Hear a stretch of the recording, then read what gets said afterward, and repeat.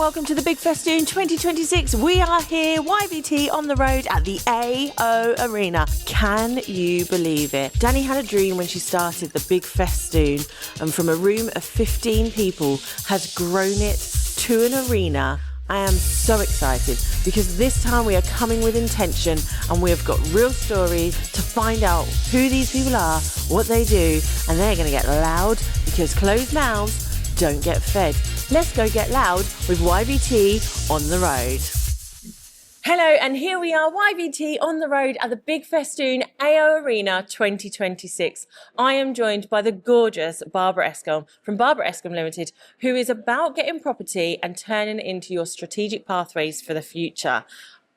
Barbara, I love this concept. So tell everyone what it is exactly, how we turn property into our strategic pathway. Yeah, so I think everybody knows property is a very strong investment class. If you look back at the data and the facts, values are going up and demand is not going to decrease for rentals anytime soon. So as an investment vehicle, it's very good, but there's also risks. And I think people can make expensive mistakes by not being a bit more targeted. So I work with people to get really clear on why they want to invest in property, what the end goal is, and making sure that they're making decisions that work for them. So thinking about what's the right area, what's the right strategy, because I always say there's a world of opportunity in property. You can do really low starting points, or where you don't need to have a lot of capital to invest, or you can work with, if you've got a big lot of capital, how is getting the best return on that capital? Yeah. How you can work with private investors, how you can have more passive streams where you're outsourcing the management to somebody else, or where you want to get really hands-on and do those flips or those homes under the hammer stories. Wow, okay, that's cool. So, because when I envision property investment, I think more of your homes under the hammer, exactly that. Yeah. So, but nowadays we Airbnb is huge. So actually people are having a portfolio of property and just enjoying the high life while their properties are busy ticking over. That's it. I think the days are gone where you could be an accidental landlord. I think if you're going to be a landlord now, you need to be strategic about it from your tax position. So and thinking about how you want to pass those properties on to family members or other people that you care about. So setting it up as a company and building a portfolio to make it worth your while. But absolutely, it's you can build, having the portfolio, it can be as passive as you want it to be, or if you enjoy it, because some people don't even like going to houses, but if you enjoy it and you want to be in there and you want to be hands-on, you can absolutely do that. For myself, we've not only got our property SPVs, or special purpose vehicles, we've also got a lettings business. So Okay. And with 4 girls between us, me and my partner have been quite strategic in terms of which ones we see as their future portfolio. And it's it's giving, I always think it's about options. So it's working can be a choice if you've got that backup. And something I'm passionate about is you can't rely on the government or a salary anymore. You need to think about, take charge of your financial future and think about, if the worst comes to the worst and you need to take a pause because of your health or because of something that's going on in your life, have you got that income stream that's going to support you so you can just pause and prioritize yourself? Because personally for me, I thought I had that. I thought I'd done the right thing by working really hard and going up the corporate ladder. And then in 2020, it was divorce, I got scammed, cowboy builders. And I was just what the heck is going on? Wow. And so I thought I need to step away from my career. And having never been on benefits or needed support before, statutory sick pay is really low. Yeah. And so suddenly being how the heck am I going to pay my mortgage or my daughter's nursery fees when I'm going to get £400 and I'm used to over 10 times this on a monthly basis? So it was just being if I didn't have my portfolio, I'd have been really stuck. And I just think, that's made me realize that property is more than just bricks and mortar. It can be that kind of peace of mind and your future retirement vehicle. Because I always I'm sounding doom and gloom, but it's I just don't think the state pension can operate long term. So it's kind of if you're banking on that, you're probably going to get a bit surprised. So it's kind of what can you do now to put yourself in the best future to have the life you want? And it's about options. Well, this is it, isn't it? The cost of living is going up. We've got with reality that's happened.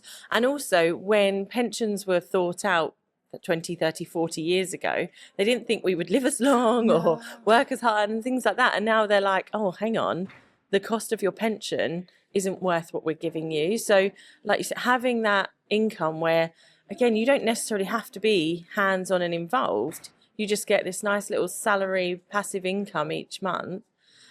Where do people start with this side of things? So I say it comes down to working backwards. So think about what is your first, like your immediate goal. So is it to kind of have that buffer to say, what is your current income level? So what do you want to replace that? And what's a realistic time frame to do that? If you're under a bit of a pressure point, like you've got redundancy over your head or something else, then it's like, well, how could we do that the quickest way possible? And there are, like I would say, it comes down to your risk and your like your time and your capacity and your starting point, because nobody's got the same starting point. Everyone's unique. You've got the contacts, you've got transferable skills. So it's getting clear on what do you have, where are you starting from, where do you want to get to, and then building the plan backwards. And it always starts with strategy before you even think about looking at a property, because then it's like, well, what area works for you? Because if you're like me, you've got kids and you've got a lot of demands on your time, then probably investing 4 hours away isn't going to be realistic, unless you're prepared to pay somebody else to do a lot of the heavy lift for you.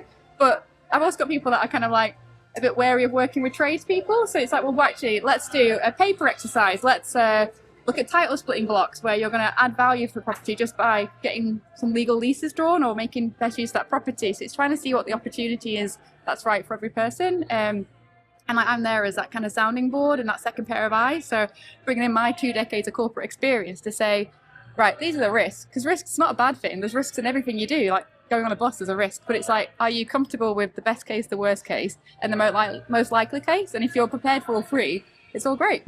So, and that's what you do, is support and go, right, what do you need now? What do you need in 5 years? And what do you need in 25 years? Yeah. What are you passing on as a legacy as well? And then how you build that, like you say, backwards. That's incredible. So how long have you had your journey going for? So I've got a complicated history of property, because my earliest memory was our family home being repossessed. And so seeing that kind of knock-on impact on my parents and how it impacted their mental health, and then also the pressure then to kind of get a rental and to stay, like, to meet that requirement. We were very lucky, like our landlord gave us that house for 25 years. So it was that stability in that base. And I want that for everybody. Like not everybody wants to be a property owner or wants to be a landlord, but like, giving people that choice of being like, security of having, you've got a room, you've got a bed, you don't have to worry about that, whatever your circumstances are. But so yes, I started with a tricky repossession, and then when I was at uni, I was really wanting to own my own place. So I worked 20 hours in a weekend in the call centre so that I could use my student loan as my deposit. And I was really proud of myself for buying my first little flat, but I bought it in 2008 and I didn't know what I was doing. Yeah. So yeah, we did that too. Yeah, I get that one. It was painful, but then, and then when me and my partner separated, I felt guilty because I broke up with him. So I went and bought another property that was a repossession, and then with my career ended up in Australia. So I was like an accidental landlord with 2 properties back in Scotland that I had a dodgy landlord, letting agent. So it just, all the mistakes I made. And then it was 2018 when, I chose to invest in myself and get some proper education. And I think having like a financial services background, I understood the products, but having someone tell me how I could use them, it felt a bit like Monopoly come to life. It was like I could suddenly see, like, having like different toolkits and being like, how can I make the most of this to work for me? And I thought it was just, it was thinking about the future, but it was like 2020 when I was like, actually, this is the real power of what I've built here.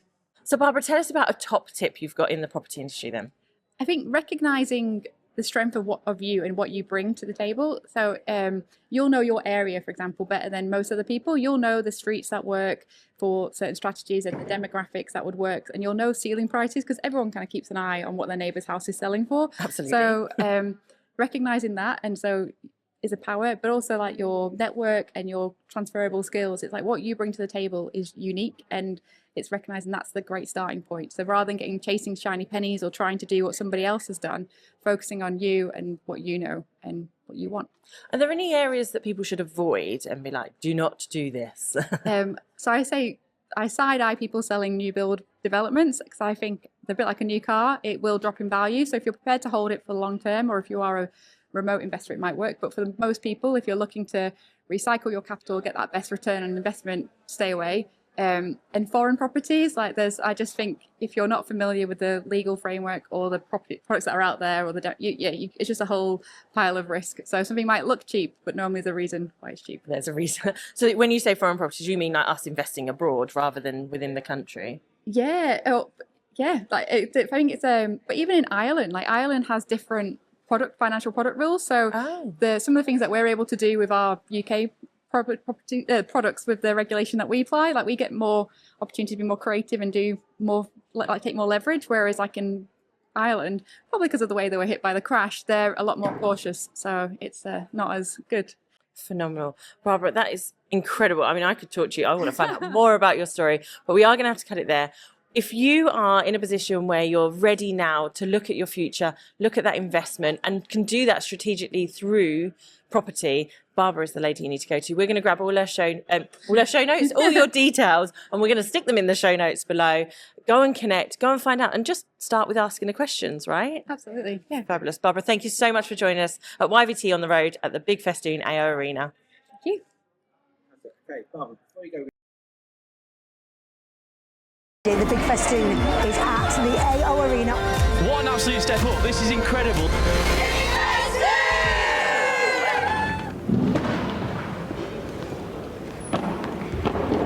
I'm feeling energised. Ask me that in 2 days' time. We just had our rehearsals on stage. It was sick. Yeah.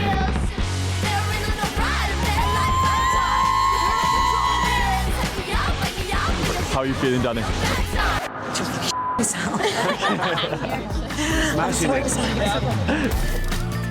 Tonight is the VIP drinks reception. We're going to be having some great conversations, but honestly, I can't believe we're here. I am so excited for the next 2 days. We're going to hold your heart. We're going to make hope in your eyes, and you're going to have the most fantastic time. I can't even put it in words how excited I am. It's going to be fun, it's going to be high energy, it's going to be really informative, you're going to learn some incredible things. Hello and welcome to the BIG Festoon 2026. We are here, YVT On The Road at the AO Arena. Can you believe it? Dani had a dream when she started the BIG Festoon, and from a room of 15 people has grown it to an arena. I am so excited because this time we are coming with intention, and we have got real stories to find out who these people are, what they do, and they're going to get loud because closed mouths don't get fed. Let's go get loud with YVT On The Road. Bingo! Big Festoon bingo happening tonight! It wasn't me, all the sixes, all the threes, number 33! Dynasty! You know what? Big Festoon are not even questioning it. Love you, Rory! BIG Festoon is different to any other event, let alone business event. The heart is people with heart wanting to show up as themselves, wanting each other to show up as themselves, all running businesses, running projects, leading teams, and we want to bring our best selves to that. Such a lovely feeling to always come back here year after year.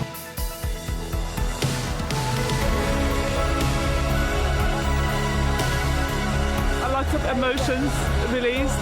Lots and lots of love in the room, and I feel really motivated and inspired to just go and share the love even more.